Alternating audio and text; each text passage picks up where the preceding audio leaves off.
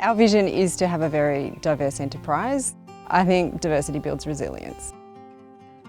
My name is Kirsty Hambrook, and along with my husband Andrew, we run and live on this property here, 100 acres in Kangaroo Valley, Terrewah farm. We really find that there's resilience in diversity. So we have a market garden, which is fruit and vegetables, which we sell locally. We have a few head of cattle that will one day possibly be milked for us home purposes. We have a small flock of Dorper ewes for meat production. We have farm stay accommodation. So yeah, there's a lot of pasture management, but also vegetable gardens, running an orchard, and we've just decided to add meat chickens to the mix. We connected with local land services very early in the piece because we knew that we didn't know very much about farming, and this was the first stop on our journey.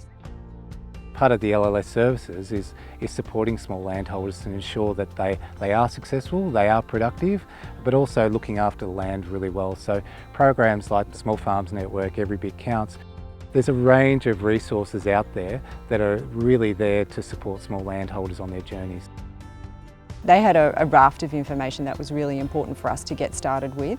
Weed identification, pasture species identification, livestock grazing, also did some initial soil testing which was subsidised through local land services, and being able to really understand the soil test results and what they were saying about the land and how we might need to be able to remediate it.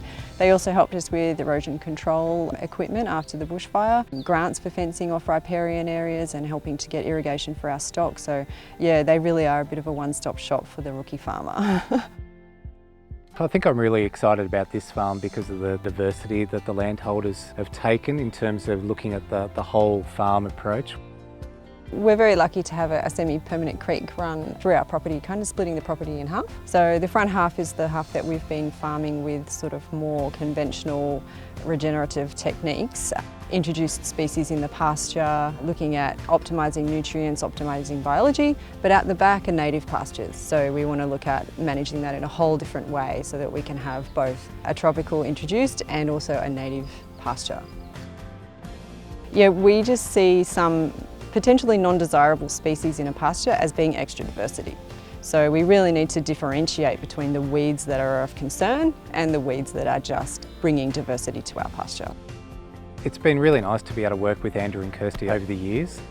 Some of the great lessons that I've seen Andrew and Kirsty have is because of that layering of the business, they've got different enterprises supporting the farm and their lifestyle.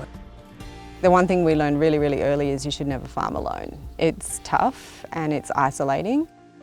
We've been going along on our own journey, but there are other people who are on a similar journey that we can really bounce off. It's crucial, I think, to work with other farmers.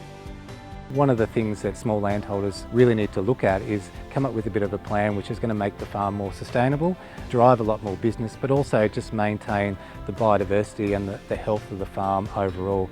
And as we know, through Every Bit Counts, is you are part of a greater ecosystem and a landscape, so it's really important to look after your own small patch of the world.